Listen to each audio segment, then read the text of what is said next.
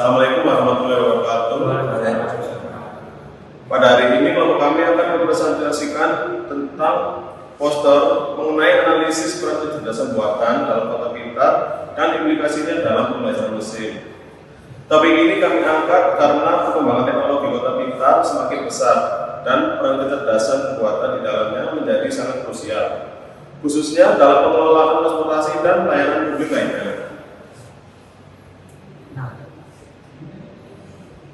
Pendahuluan, kota pintar atau smart city adalah kota yang menggunakan teknologi digital dan AI untuk meningkatkan efisiensi dan kenyamanan hidup warganya. Di sini peran AI, ML, dan DM menjadi penting. AI mencakup sistem yang meniru kecerdasan manusia. ML adalah bagian dari AI yang memungkinkan sistem belajar dari data, sedangkan DM merupakan bagian dari ML yang menggunakan jaringan saraf tiruan untuk analisis yang lebih kompleks. Penerapan kota pintar dan tantangannya. Dalam praktiknya, AI digunakan dalam berbagai aspek kota pintar seperti prediksi kemacetan, pengaturan lalu lintas otomatis, analisis CCTV untuk keamanan, pengelolaan energi dan pemantauan kesehatan juga. Tapi implementasi ini tidak lepas dari tantangan masalah utama seperti privasi data, keamanan cyber dan kepercayaan publik terhadap AI perlu ditangani melalui regulasi dan sistem yang transparan. Lalu berikutnya model dan dataset. Dalam hal ini kami mengembangkan model prediksi kepadatan lalu lintas menggunakan pendekatan klasifikasi, regresi, dan reinforcement learning. Dataset yang digunakan adalah futuristik smart city center activity dari Kaizen.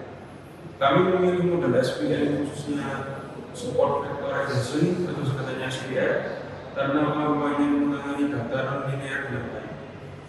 Data kami normalisasi menggunakan unit scale dan itu dikodekan menggunakan table encoder.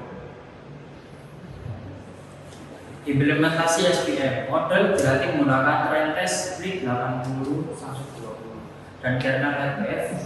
Evaluasi model dilakukan dengan MSE, MAE, dan R2 score. Untuk meningkatkan performa, kami menggunakan Research TV untuk tuning parameter seperti C, gamma, dan epsilon. Hasilnya menunjukkan model cukup akurat dalam memprediksi kepadatan lalu lintas berdasarkan data aktivitas warga.